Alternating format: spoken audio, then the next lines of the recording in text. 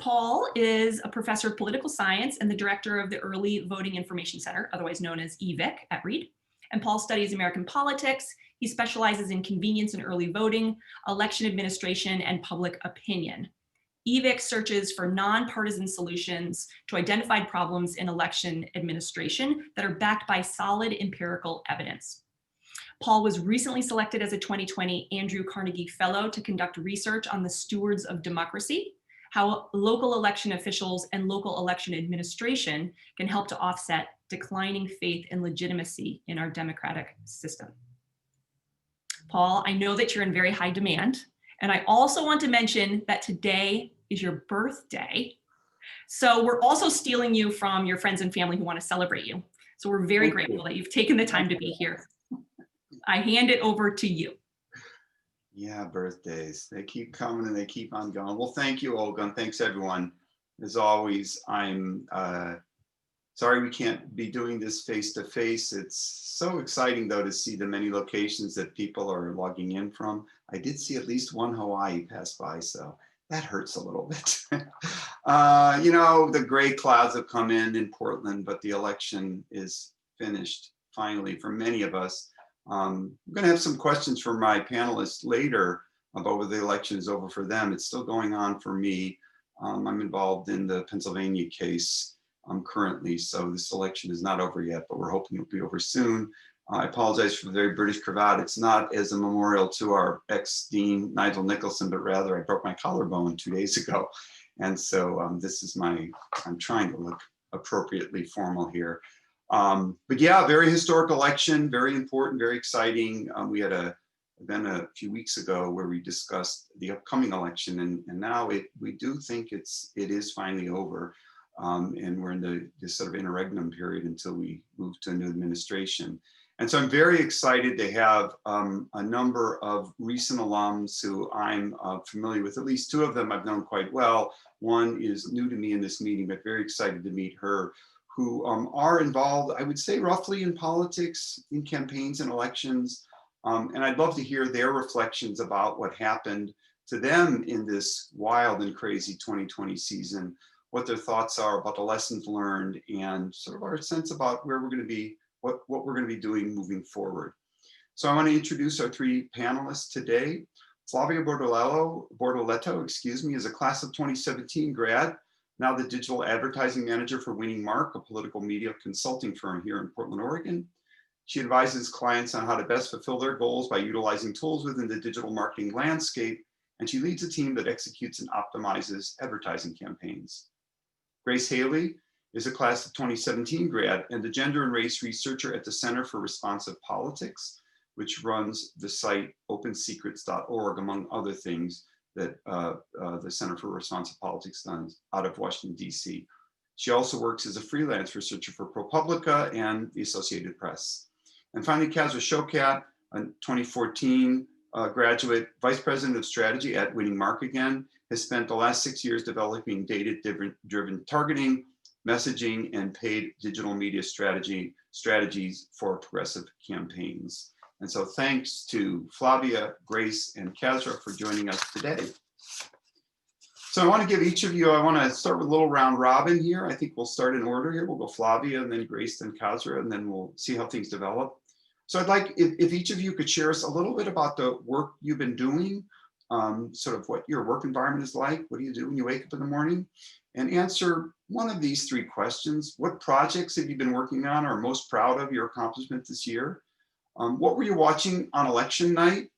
And what are the big wins that you saw this year in your space? And probably you all need to think about this in politics. What do you think were the big losses? So Flavia, can we start with you?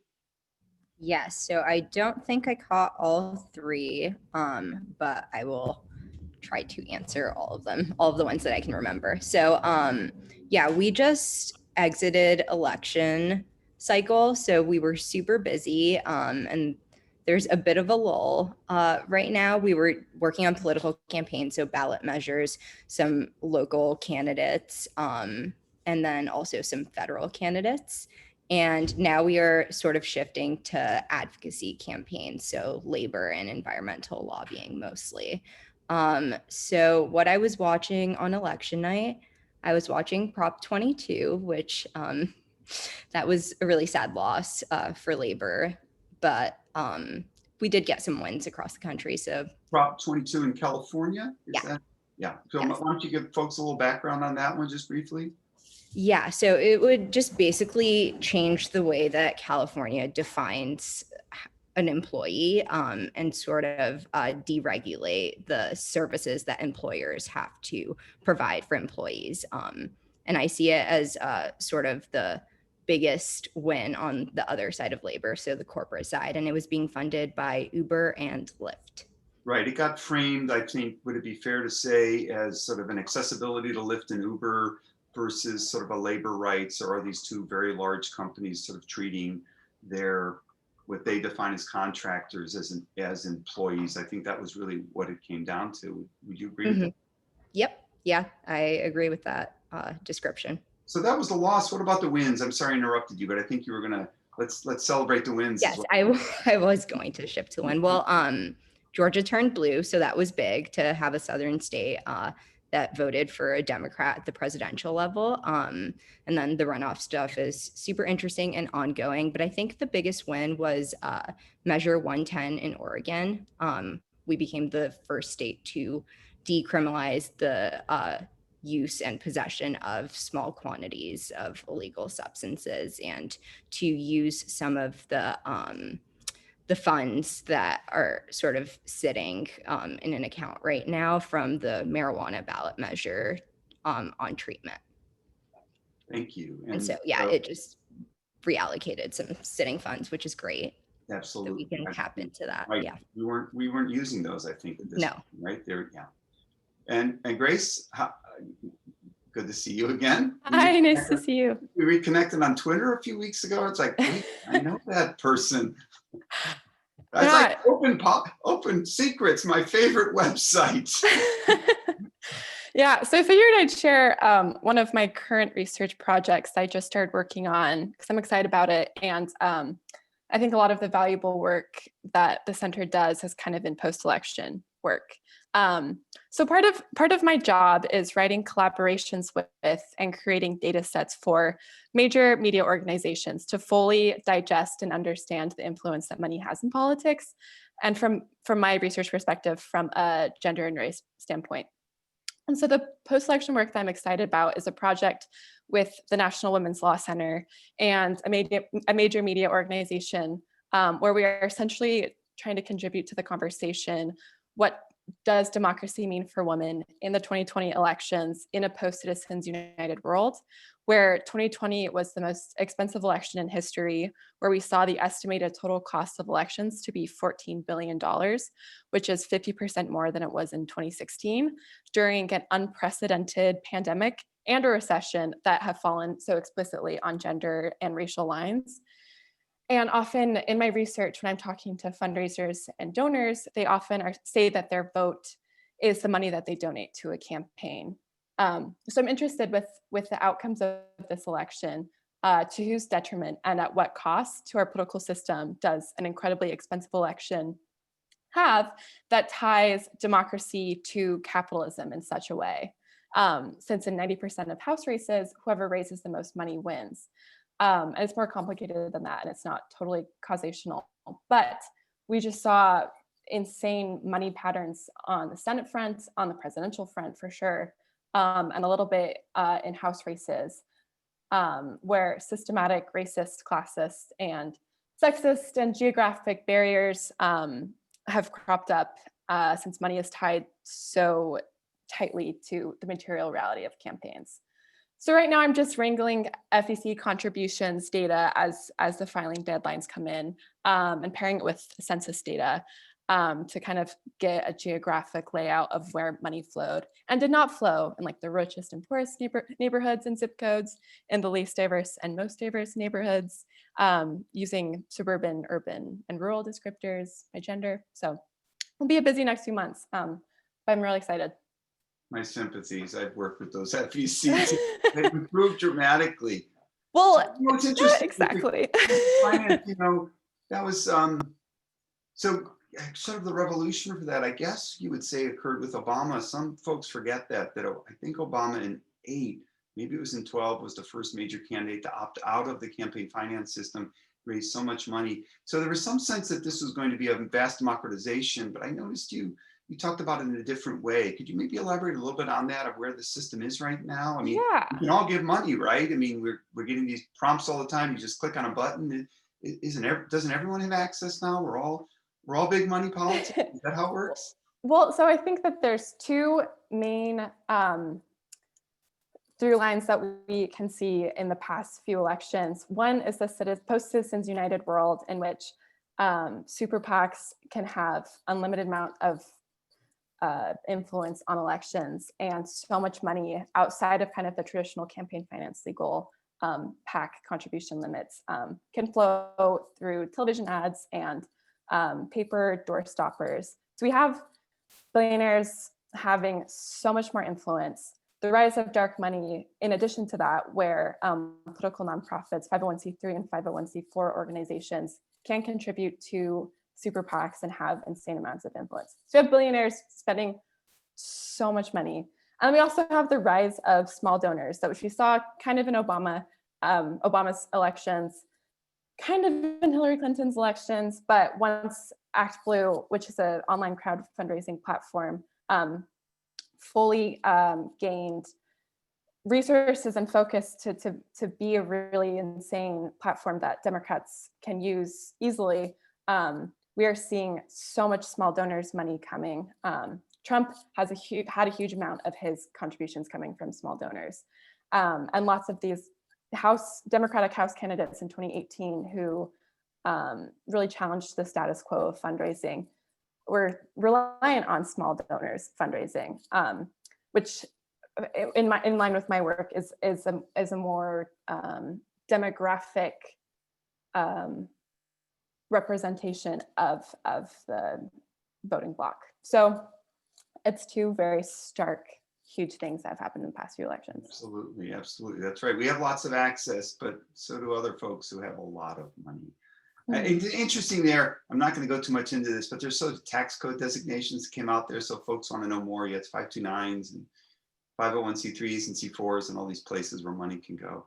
And so Kaz, for you, what projects broadly are you been working on? And what you're watching on election night, maybe a win, a couple losses, maybe a couple more, one loss. Yeah, I think we had a relatively good night. I agree with Flavia that I think Measure 110 kind of is a pretty historic ballot measure to pass. And just really quickly, what it means when Flavia and I say we work at winning mark, our firm gets hired by campaigns typically in like December of an odd year up until summer of the election year. And we help put together the digital media strategy that's typically in coordination with the folks who are thinking about what is that direct mail program going to look like. So when you get all the mailers in your inbox in October from different local and federal races, those are the mail folks.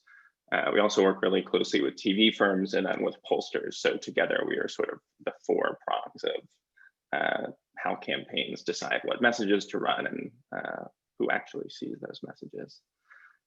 Projects that we were working on this year, we worked on the vaping tax in Oregon, which passed and now funds Medicaid, the psilocybin legalization measure, which I think for folks across the country, it's kind of a joke, but here in Oregon, it was something that actually passed by, I think, like over 10 points. That was a pretty big win for those funders.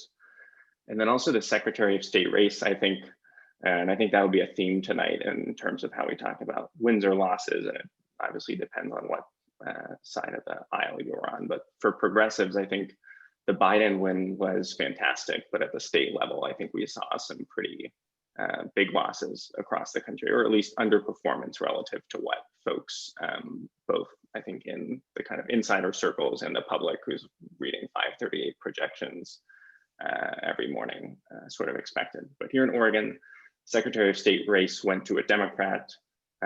In the state legislatures, we maintained majorities here in Oregon, which is critical for a couple of reasons. One is redistricting, which happens every 10 years. That is now going to be something that's controlled by Democrats. And then the Secretary of State who oversees our elections and vote by mail and all of a Democrat, Shamia Fagan, will now be in charge of that. And in Oregon, a state that doesn't have a lieutenant governor, if God forbid something were to happen to Kate Brown, or if she were to decide or get called upon by Biden or something to be in his cabinet or something, there was a potential that a Republican would have had that office. And now every statewide office in Oregon belongs to Democrats. So I think in terms of what we were watching, it was those big top of ticket races and then down the ballot. And I think Democrats did pretty well. Across the country, we didn't work on this particular measure, but I did think it was interesting that at the ballot in states like Arizona and even Arkansas, folks did pass tax hikes to fund public services via ballot measures. So I think whereas the narrative at the presidential level and even in the Senate where Democrats underperform might be there's this hyper polarization and hyper partisanship that is dividing people in candidate races. On the issue advocacy side, there is still some agreement on issues that people care about: funding schools, taxing the wealthy. I think issues that came up in the Democratic primary and even in other places, but those wins I thought were pretty big for those states that have pretty major revenue problems, especially as Grace alluded to during this economic recession. So. Absolutely. So Grace, I want to turn back a little bit to opensecrets.org and reflect a little bit on sort of the classroom experience. I've used Open Secrets a couple times. You could search on the employer. I've done that a few times. First time I did it, the reaction in the room was, "Oh my gosh, why are you doing that?" I said, "Well, it's a public record." I stopped doing it because, but it's interesting. You could read as an employer. So yeah, I think Open Secrets just a wonder, and the campaign Center for Responsive Politics just does wonderful work. Open Secrets I sort of see as the front facing, though I know you do a lot of work behind the scenes. But tell us a little bit about Open Secrets. I mean, what do you find most interesting about it? Anything secretive on it that you would tell people to go look if they really want to dig down? I know a lot of people will use the data in the API to map out and do certain things, but again, a really wonderful interface I recommend anyone go to. But tell us a little bit about Open Secrets. Yeah, can you hear me? Yes. Can you hear me now? Okay. I was actually introduced to Open Secrets in your class, so it's a full circle moment for me. So at Open Secrets, for those who haven't checked out our website yet, our main goal is to bring transparency and literacy and attention to the complex world of campaign finance and money in politics and influence. So we look a lot at individual contributions. We also look at lobbying. We're looking at financial disclosures of candidates and politicians and where they're invested in and what their assets and liabilities look like. Looking at dark money and nonprofit fundraising and who's involved in different lobbying on different bills on the Hill. So it's kind of taking a big approach as to how influence runs in Washington. And so my research team is cool because we are all in charge of a certain sector of that. So we have a lobbying researcher, a committee super PAC researcher, a foreign influence and dark money researcher. I do the gender and race stuff. And I love that we can translate complex public records. It's all public records, like you can find it online. It's just, we are able to translate for like millions and millions and millions of records that are submitted to the FEC or the OGE or FARA and translate that. So it's just a way that we can hold power accountable, whether that be oil and gas industry money and how much money is coming from the oil and gas industry through lobbying or through individual contributions of bigger executives, or with white supremacy, looking at where like famous white supremacists are donating their money to in campaigns, or a particularly powerful politician. So one example is we gather the financial disclosures of politicians.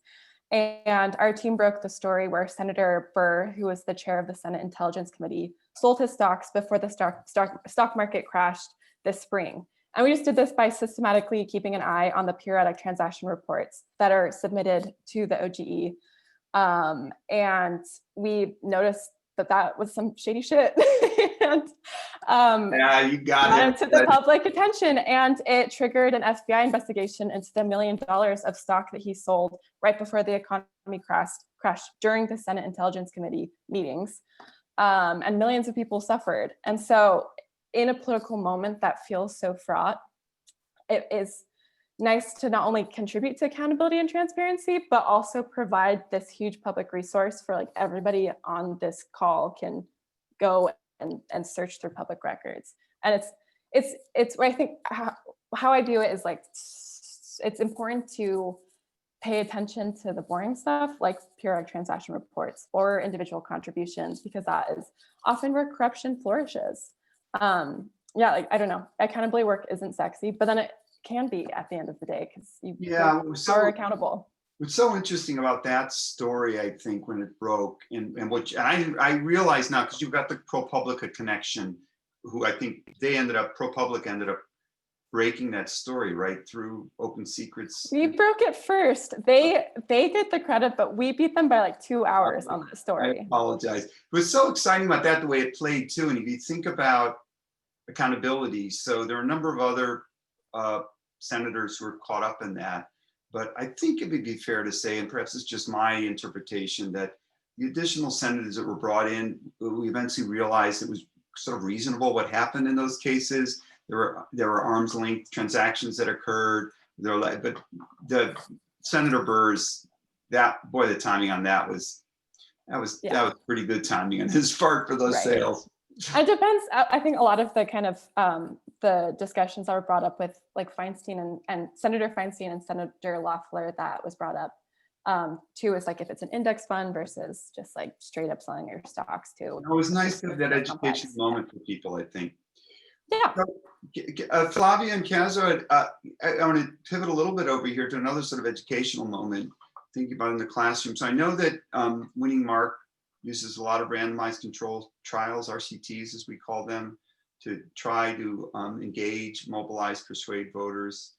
Can you tell us a little bit about this, Flavia? I don't know if you did this in your undergraduate life here, or you just got thrown into the teeth of the fire here. So how does this work? And you know, tell us about some of your efforts, perhaps in 2016, 18, or 2020, if possible, and a follow up with, I'll have a follow up with Kaz after this.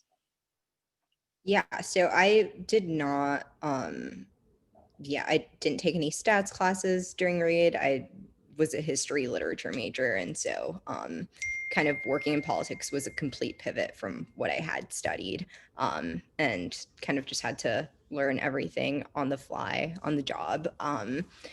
But yeah, so we have used RCTs in the past. This year, we did do one for psilocybin. I wasn't heavily involved in drafting that experiment, but in previous years I've done that. We typically just take a list file, a voter list file, and randomize it and segment it. And then there's a control. It's usually the creative, and that's based on like distinct messaging tracks that are determined by pollsters.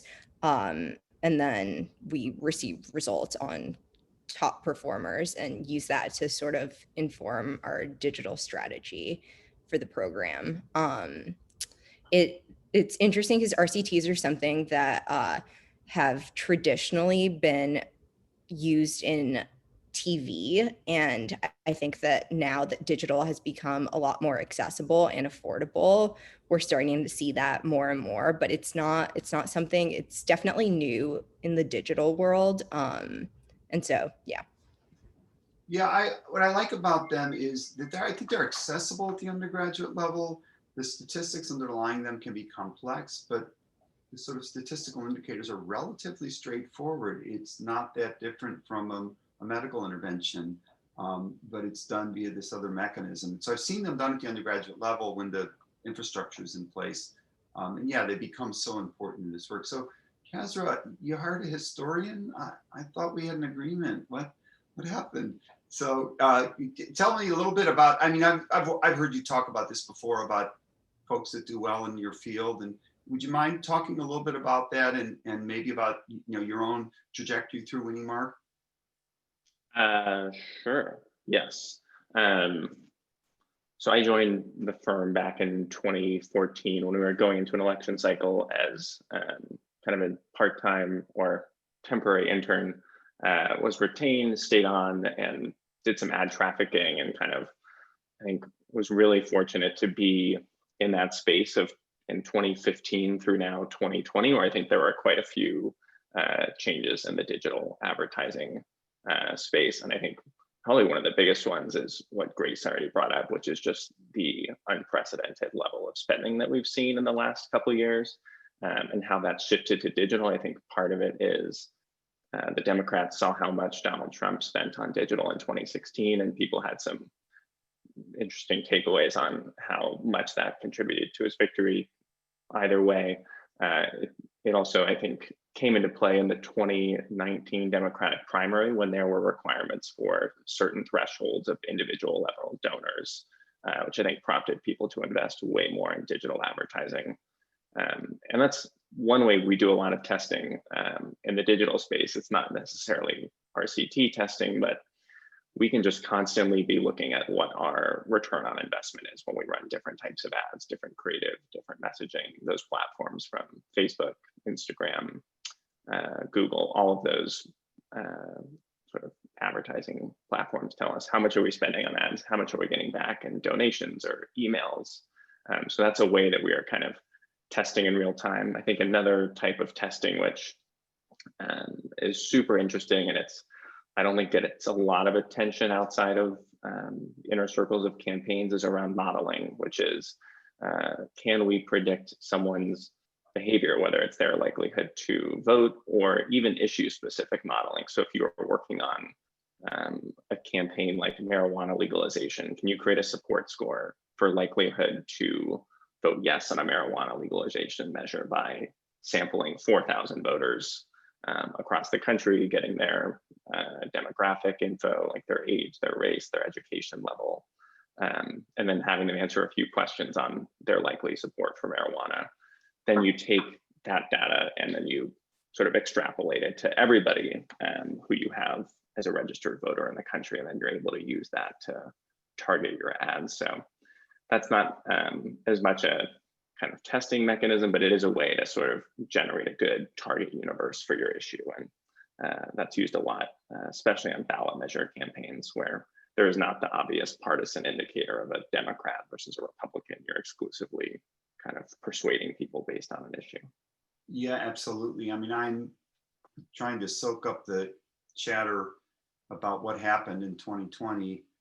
You know, I don't think polling is dead, but this is another black eye. And one of the things I'm hearing, I don't know if you all have heard similar, is that it looks like the likely voter model we have now, that is the modeling that is done to try to predict whether or not someone is likely to vote, and similarly, which candidate they're likely to vote for, that we're still not capturing certain populations, that there were misses on modeling younger Latinos and some African Americans, some preferences for Trump that were unpredictable in areas of the country, but that looks like where the miss is going to be, and that may sound like rationalization for folks that don't want polling to occur at all.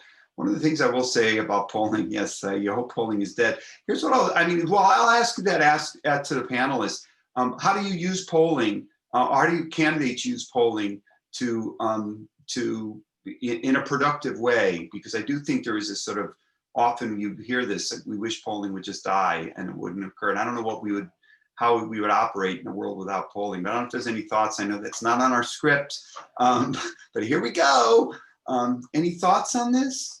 Yeah, I have a couple thoughts, and I'm still in the depths of I don't know, this ocean of polling questions, but I think that there's two different ways that I use polling on the receiving end that feels different. And one is more public opinion survey that has a set sample size versus the like election forecasting that there's a certain amount of uncertainty in how many people are going to be voting from these different demographic groups, and therefore how are we able to like pull out proper uncertainty models. So my understanding is that those are kind of two different qualitative problems that pollsters right now are are trying to confront. And then on the more quantitative side, how are these different demographic groups, one, being treated in sample sizes, and two, the way that we approach intersectionality with the different demographic groups that are brought out. And then three, which demographic groups are even likely to respond. Where one of the theories in my circles is that with the erosion of Republican trust with media centers, how likely are Trump voters going to answer the phone call and answer a survey from the Washington Post or the New York Times with Ipsos or Quinnipiac, these like bigger national polling firms that have the amount of money that can produce these like state level and national level polls? How likely are they to answer these survey questions? And is that a noticeable issue with where polling is at? I don't know. I have no idea how to deal with that. But I do think that these questions that cropped up in 2016, while they might not have totally fixed mathematical errors, I think they have fixed a lot of research problems that I've seen in my field. One being the importance of a complex intersectional approach and trying to adhere to Kimberly Crenshaw's definition of that word. Since our analyses will never be successful if we treat women as a monolith, or if we treat the Black vote as a monolith, or the Latino voters as a monolith. And so much of the past political reporting and polling, which was largely drawn by a very white and very male field, kind of failed on that front when trying to incorporate democratic factors to run into sample size. They ran into sample size issues and created these flat identity boxes that completely miss the complexities of identity and how that shapes our political behavior. Two, I think another issue was paying attention. A lot of, I think, punditry and polling in my field focused more on marginal changes in voting behavior instead of paying attention to election stability of voting behavior over time. And then three, I think a lot of how I see it's used is also understanding that masculinity and whiteness in itself is identity politics, and how so much of the conversation is like, oh, well, what are women doing? And it doesn't pay attention to gender and race in a more nuanced way to kind of parse out and figure out how like masculinity that candidates like Trump yield and Biden yield is just as much about gender and race as anything else. So that's how I see in the positive way that it's changed the conversation. Yeah, some of the misses of the Latino population in particular areas, when you realize it's just not one big Latino population, right? There's significant heterogeneity within that population. And so, yeah, we gotta, because this is hard, it's hard work. I know we want to have Q&A in a few minutes. I want to give each of you one chance to come back to relive your Reed experience, if I can, for a moment. And so I'm just thinking, politics, it's low pressure, I'm sure. No more all-nighters like working on your thesis, and no more long nights, right? So can I do Kaz and then Flavia and Grace? Give me one like connection, if there is any. I hope you can find one from your Reed experience to where you are now.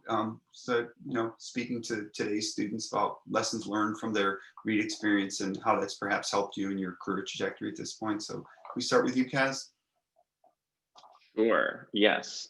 We are here kind of speaking about what we're doing, but I do feel like so much of our work is kind of written communication.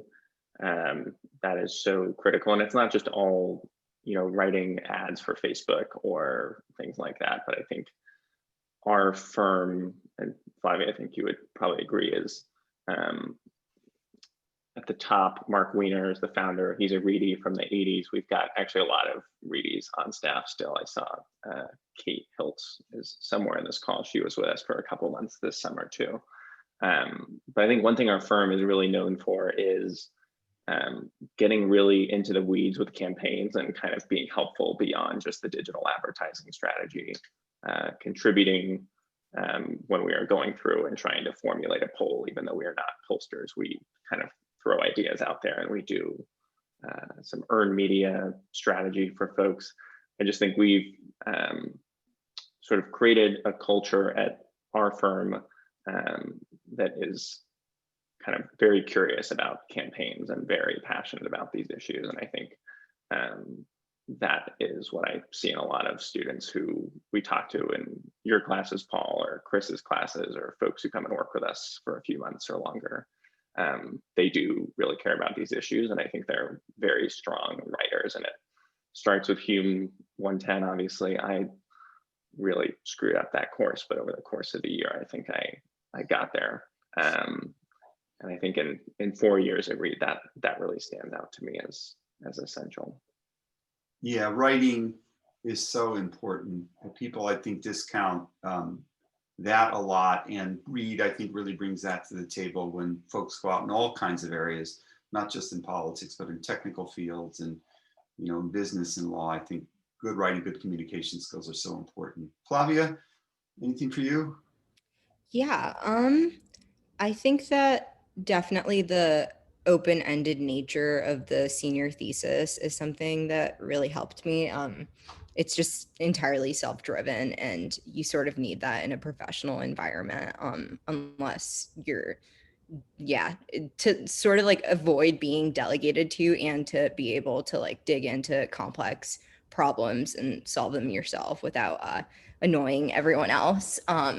One thing that I think is a little bit lacking is the workforce is super collaborative, and I didn't feel like I got that a ton at Reed, although I definitely really benefited from the conference style of education that we receive. And so I guess I did get some collaboration there. I think conference also helped me articulate ideas and digest complex information and sort of like make an overarching assessment or claim about pieces of data. And so I think that that's helpful. It also, I think, just prepared me to have the confidence to talk on client calls and to be able to advise on strategy.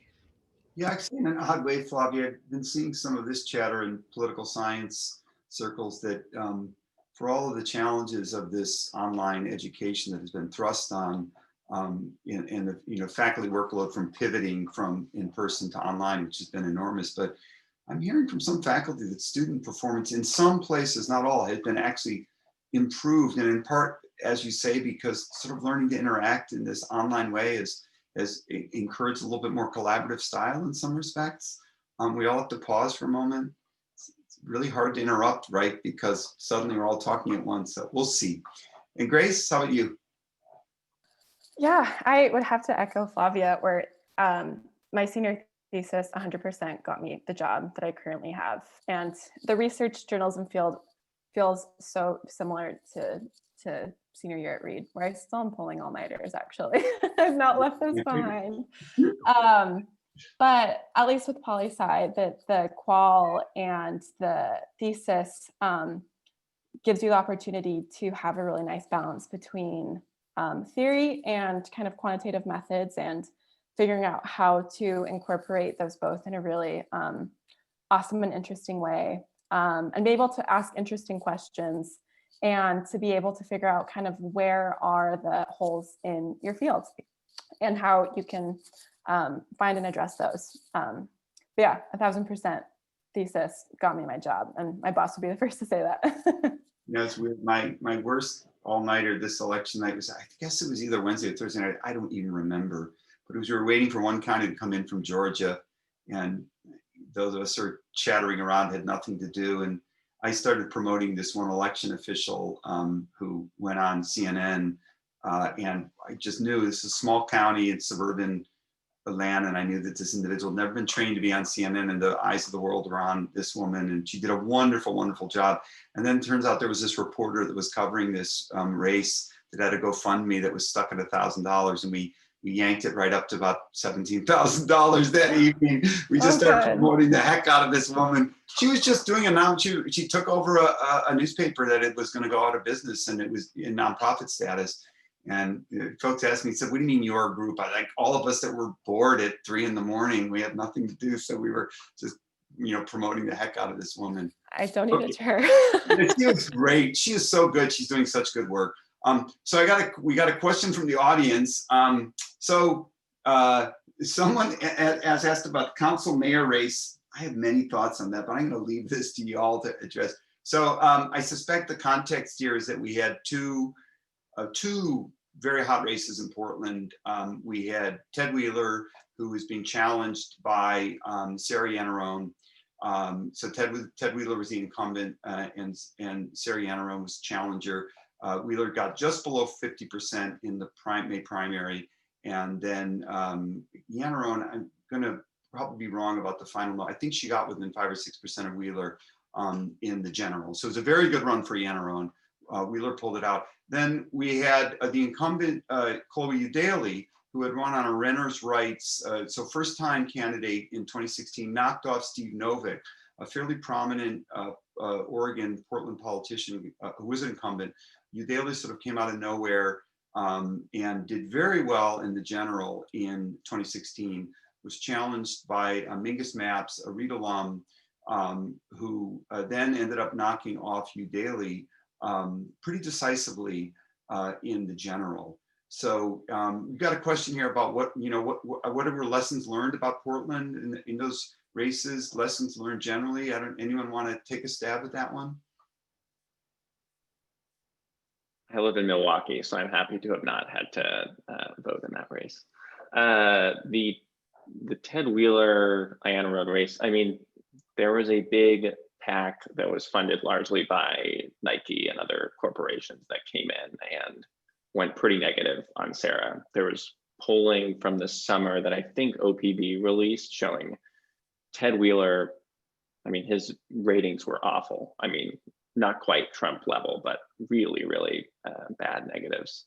But it is telling that I think in the primary, he still got 49%, like you said, Paul, like he was close. And I think if you look at the precinct map, the city is, I think, still pretty divided on who to support there.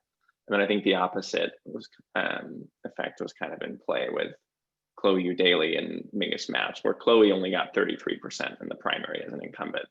And I think Mingus was slightly below her, but he really captured kind of the third, fourth, fifth choices of folks. Frankly, we were not working with any of those candidates, any of those PACs, so we weren't as involved in the kind of internal polling that they might have had, but it is interesting that Mingus Mapps came out of Chloe's office, also a Reed alum. Yeah, Grace, I suspect you weren't following these races at all. And no. So it's super fat. Well, it's fine. It's the Eudaly Mapps race in particular. There were intersectionality issues there. That's the only way to put it. Folks asked me about it. Why did I find that the most interesting race? And because you had a female candidate who, prior to being elected, I think had been a renter herself. So middle income individual, really just took the political world by storm here in Portland, pushed through a lot of initiatives. And I give Chloe Eudaly a lot of credit. I think a fairly hardball politician. And for me, I think y'all have had classes with me, that's a compliment. As I say to people, she put a lot of gravel on the roads near Reed. Those roads that used to be dirt roads have gravel on them. Well, why does that matter? Because she was there when every dump truck arrived. I mean, there were photo ops every single time. It was not a big expenditure for PBOT. And those roads were suffering, and she came in and just put gravel down. And a very political kind of thing to do, said, hey, we're going to do this, and it's going to benefit a part of town that feels left out. So Mingus came in and was running, I guess, to her right, but it was a 50-ish African-American. Police issues were on the ballot, police protests. And so same with Yannerone and Wheeler. What was this about? Was this about police protests? Was it about Portland feeling like it's not going in the right direction, yet you reelected an incumbent and you threw over another incumbent? So it was I don't know what to read about where this is going right now. You had Joanne Hardesty, who seemed like the real power in Portland, endorse Yannerone and Eudaly, but only 3 days before the election, right? It's cast, so like 60 or 70% of the ballots had already been cast. It's odd timing for an endorsement. So, I don't know where I don't know where we're going. It was fascinating. That's what I can tell you. Let's see, we got another question here. Someone's asking about whether they're, sorry, Mr. One Arm here, whether there's some sort of responsibility on the part of networks in the way they release their polls. Do they have legal or binding obligations to report the number accurately, and whether polling itself is a form of voter suppression. And someone asked more about some of the voter suppression work, wanted me to talk about that. I'll just say briefly the work that we've been doing in my engagement this year. So, I was involved in some legal work in North Carolina, 2 cases in North Carolina, 3 cases in Pennsylvania, primarily to provide better access via early in-person voting and use of drop boxes. The Trump campaign was litigating use of drop boxes in many places, which I found utterly incoherent, because I can come up with a good argument for and against most anything. I'm an academic, right? So I can argue both sides, but this one, I just can't come up with a good reason against drop boxes. And the sort of blatant nature of the voter suppression efforts this year, to try to maintain an objective stance was, in my case, it's important as an expert witness to try to maintain an objective scientific stance, but it was tough this year because the sort of blatant nature of the statements. So, what was happening this year, I think there was a sense in some parts of the Republican Party primarily. I don't think that's a partisan statement. It's a factual statement that more voter turnout would harm them.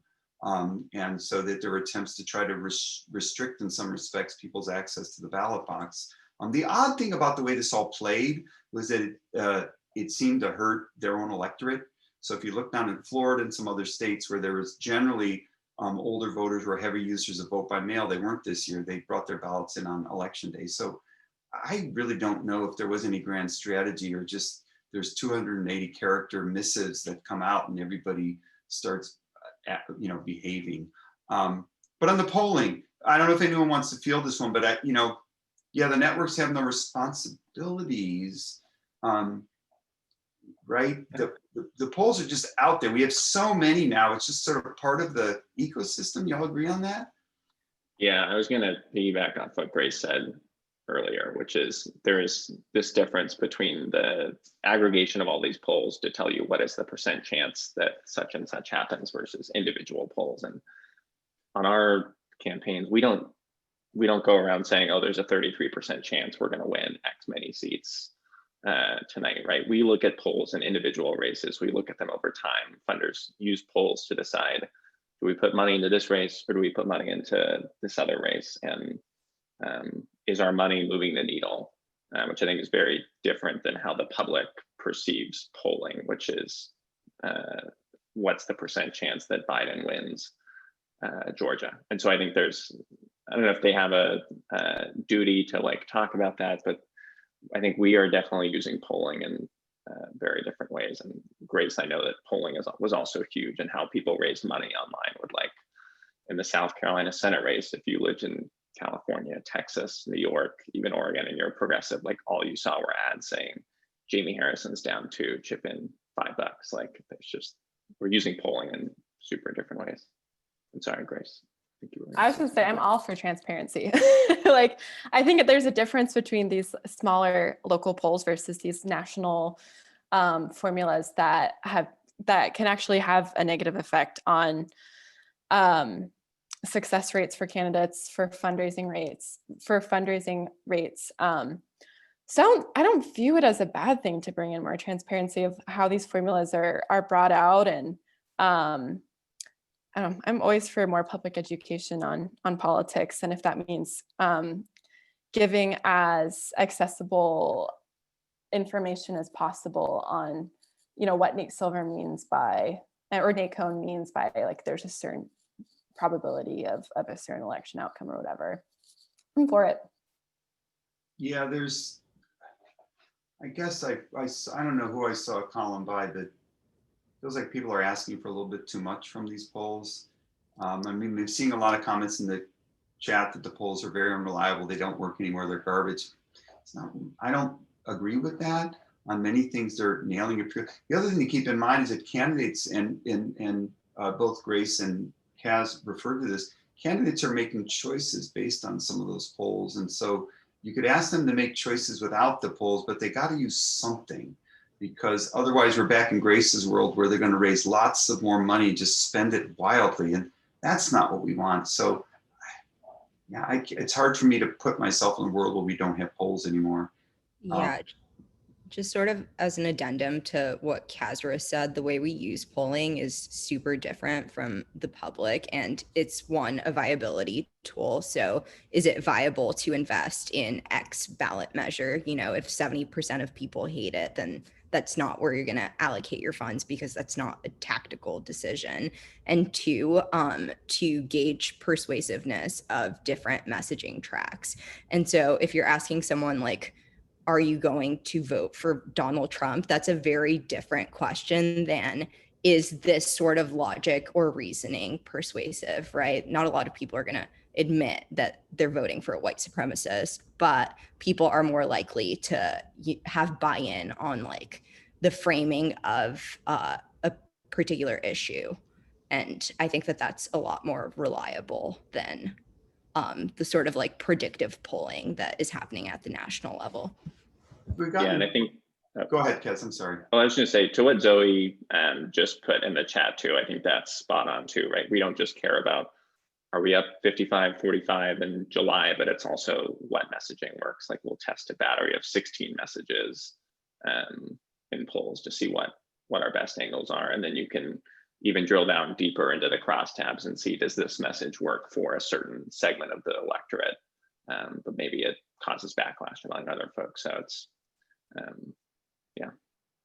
Yeah, and it seems like kind of like the one of the concerns here is like, how does it contribute to inequalities in campaigns at the beginning, and which candidates are bolstered by polling as it is or without polling. You know, we can't tell what that future looks like, but from like a candidate standpoint and how much fundraising and polling is so mixed together, there's a reality in which it could harm the very candidates that so many people are trying to elect, who are underrepresented candidates, especially like Black or Indigenous or Latino women, since polling and therefore fundraising allows you to like hire a team of campaign staff in order to run a campaign to begin with, or to have funds for childcare costs in order to have the resources and time available to run a campaign, or to run social media and TV and digital ads in order to garner name recognition and these like small donor or online moments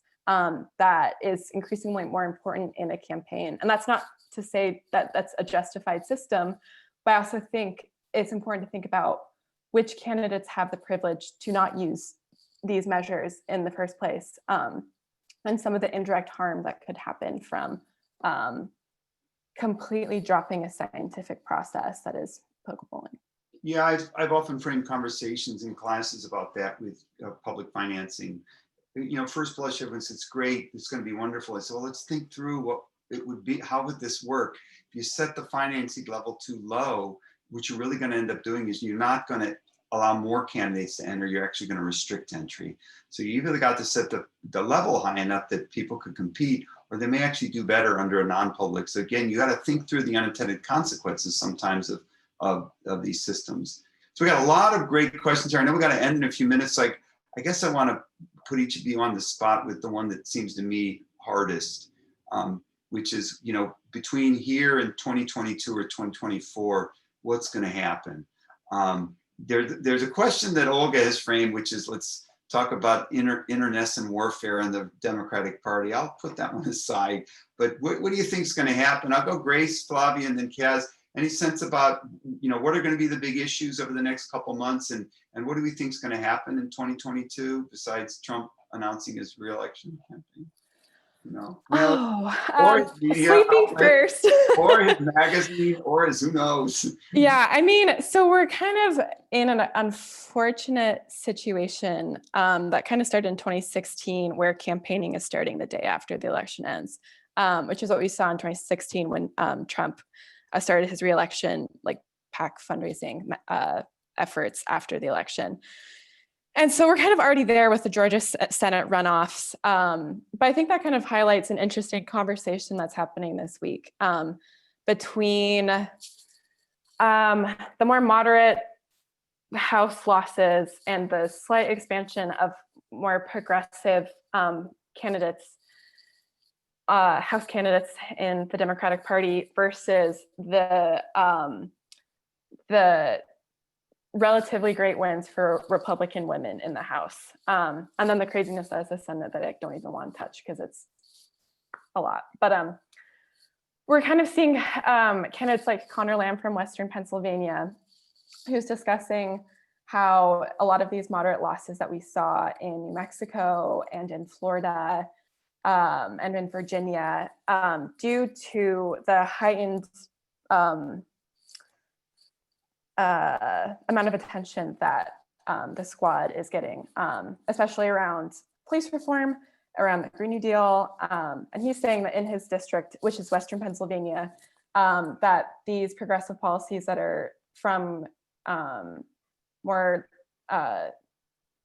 coastal districts are actively harming the majority of the House. On the other hand, we have progressives like Representative Alexandria Ocasio-Cortez, who is saying that that is a false narrative, that the candidates, all the candidates who in swing districts that backed Medicare for all won re-election, and that this is an issue of adapting to the digital age that is elections, and the fact that a lot of Democratic candidates did not go out and canvass during a pandemic, and that was a choice. And on the other hand, too, the DCCC passed a rule where political consulting firms would be blacklisted from working with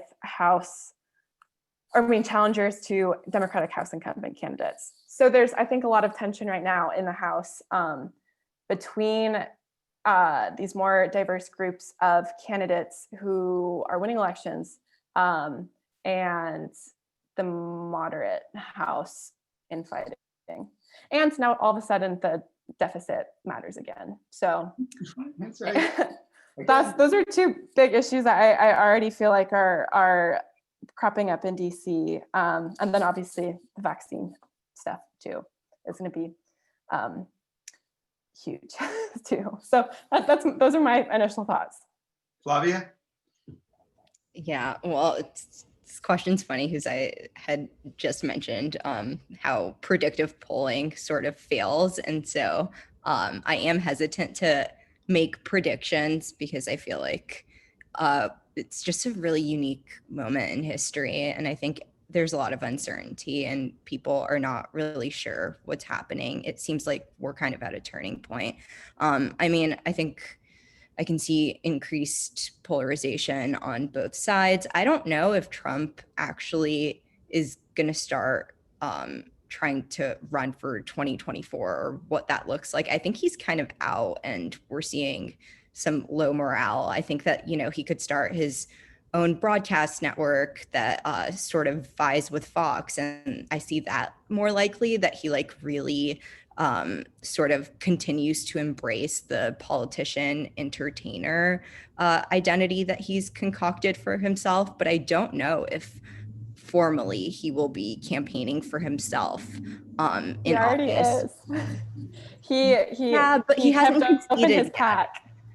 Right. He's kept open his pack, which is, who knows what that means. But who knows what that means and who knows what those funds are being used for. And a lot of that's routed with his charities, and there's not really any clarity on how that money gets used. And so, yes, I believe that definitely he is going to continue to be a figure in American society, and he will continue to try to enrich himself. He's going to continue to be a grifter, but I don't know if he'll have his eye on the presidency again. So we'll see. Yeah, presidents, it's a tough job. Almost everyone I've watched through my many, many years, because I'm so old, right? It's my birthday, but boy, you almost always look a lot older when you leave office. And if you don't, it means you didn't work very hard. That's all I can hear. But I love that, Flavia, that image of the politician entertainer. I think that's going to be, I did an interview, I don't remember, one of the many ones I did, where I compared into Berlusconi. And it feels sort of like it was in Italy. It's kind of the moving between the entertainment world and the political world in a way we haven't seen before. Kaz, last shot for upcoming? Yeah, I'm really excited. I think sort of in what Grace was talking about, the two kind of factions within the Democratic Party and potentially how that plays out in the primaries in 2022 for Senate races, because there are a lot of vulnerable Republican senators from purple and blue states who are up for re-election in 2022. With Trump not on the ballot, will we see a 2018 blue wave like sort of discrepancy in Democratic and Republican turnout that could push the Senate super blue?